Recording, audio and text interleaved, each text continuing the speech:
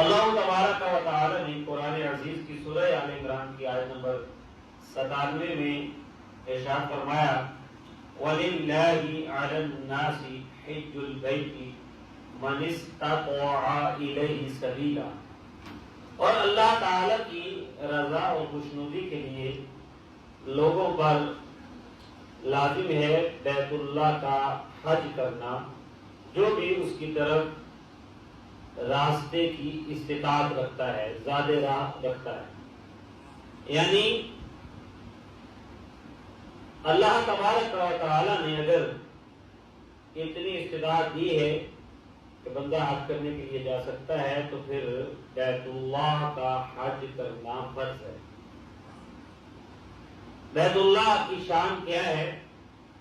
اسی سے پچھلی آیت نمبر 96 میں اللہ تبارک و تعالی نے ارشاد فرمایا ان اول بیت، سب سے پہلا گھر، بے شک سب سے پہلا گھر وضع للناس، جو لوگوں کے لیے بنایا گیا، للذی ببکہ، وہی ہے جو مکہ مکرمہ میں ہے، مبارکن، اس میں برکت دی گئی ہے، وَهُدًى لِلْعَالَمِينَ، اور وہ تمام جہانوں کا رہنما ہے۔ یعنی بیت اللہ الحرام، کعبہ مشرفہ، یہ سب سے پہلے اس زمین پر عبادت کے مرکز کے طور پر بنایا گیا۔ حضرت آدم علیہ السلام کے زمانے سے ہی بیت اللہ جو ہے اس کو زمین پر بنایا گیا۔ حضرت آدم علیہ السلام کا کعبہ بھی بیت اللہ ہی تھا، اور اسے پہلے بنایا گیا ہے بیت المقدس جو ہے، وہ روایات میں آتا ہے کہ 40 سال بعد میں بنا ہے۔ بیت المقدس بھی برکتوں والا ہے، اس کے بارے میں اللہ تبارک و تعالی نے فرمایا ہے کہ المسجد الاقصی الذی بارکنا فیہا، مسجد اقصی وہ ہے جس میں ہم نے برکتیں رکھی، المسجد الاقصی الذی بارکنا حولہ، جس کے ارد گرد ہم نے برکتیں رکھی۔ یعنی مسجد اقصی بھی عظمتوں والی ہے۔ ہمارے اور آپ کے آقا علیہ السلام مدینہ منورہ میں جب جلوہ فرما ہوئے تو 16-17 ماہ مسجد اقصی کی طرف منہ کر کے نماز ادا کرتے رہے، اسی لیے اس کو قبلہ اول کہا جاتا ہے۔ قبلہ اول کا یہ نہیں مطلب کہ وہ پہلے بنا ہے، وہ پہلا ہے، نہیں، قرآن نے اعلان کیا پہلا گھر یہی ہے جو مکہ مکرمہ میں بننے میں سب سے پہلے کعبہ معظمہ ہی ہے۔ ہاں، بیت المقدس قبلہ رہا ہے بنی اسرائیل کے انبیاء کرام کا خاص کر کے، اور کچھ عرصہ میرے اور آپ کے آقا علیہ السلام اپنے صحابہ کرام رضوان کے ساتھ اسی طرف منہ کر کے نماز پڑھتے رہے ہیں۔ اس کی عظمت اپنی جگہ ہے، لیکن زیادہ تر قبلہ جو بنا رہا وہ کعبہ معظمہ مشرفہ ہی ہے۔ اور حج بھی صرف بیت اللہ ہی کا ہوا ہے، بیت المقدس کا نہیں ہوا۔ تاریخ میں حج بھی صرف بیت اللہ کا ہی ہوا ہے۔ قبلہ اول اس کو اس لیے کہا جاتا ہے کہ نبی رحمت صلی اللہ علیہ وسلم نے ابتداء مدینہ منورہ میں اس کی طرف رخ کر کے نماز پڑھی، لیکن میرے آقا علیہ السلام کی خواہش یہ رہی کہ کعبہ معظمہ کو قبلہ بنا دیا جائے، اور اللہ تبارک و تعالی کی بارگاہ میں عرضیں ہوتی رہی۔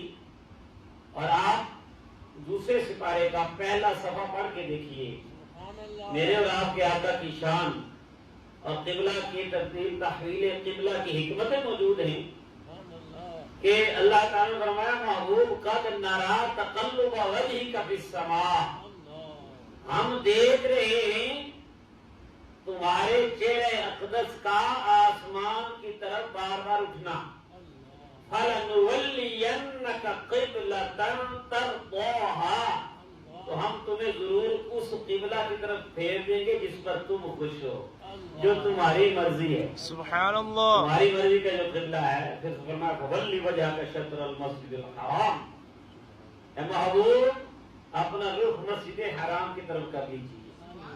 وَحَيْثُ مَا كُنتُمْ فَوَلُّوا وُجُوهَكُمْ شَطْرَهُ، اور ایمان والو تم بھی جہاں کہیں ہو اب رخ اسی قبلہ کی طرف کرو جو میرے محبوب کی مرضی ہے.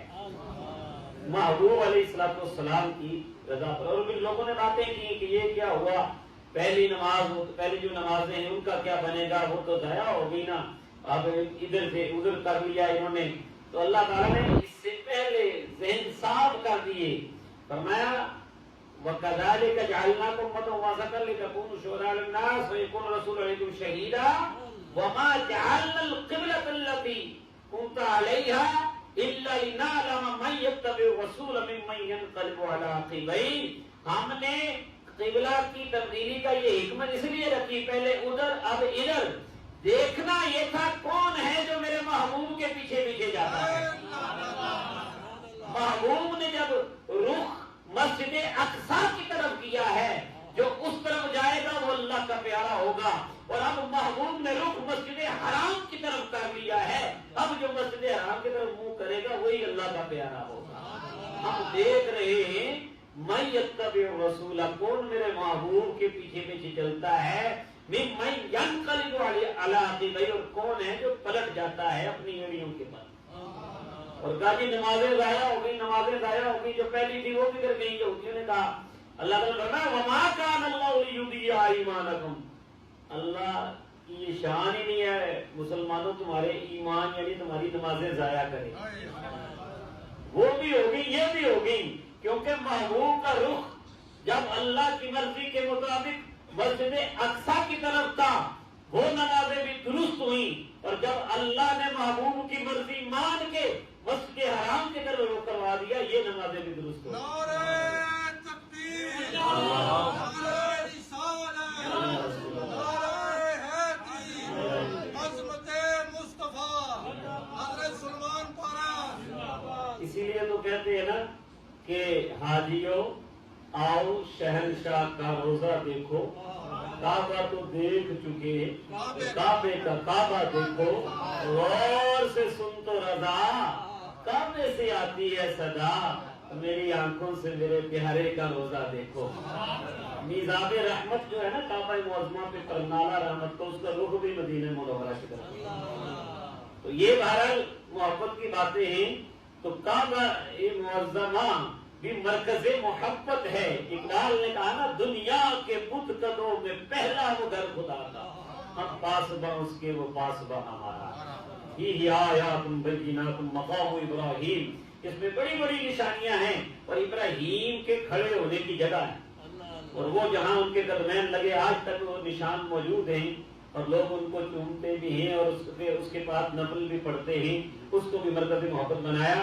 فرمایا ومن دخلہ کان آمنا، جو اس بیت اللہ الحرام کے حدود میں، بلکہ صرف بیت اللہ نہیں اس کے ارد گرد پورا حرم، آپ جانتے ہیں کہ حرم شریف کی جو حدود جو ہے ان کو مقرر کر دیا گیا جہاں سے عمرے کے لیے آپ احرام باندھتے ہیں مختلف طرفوں میں.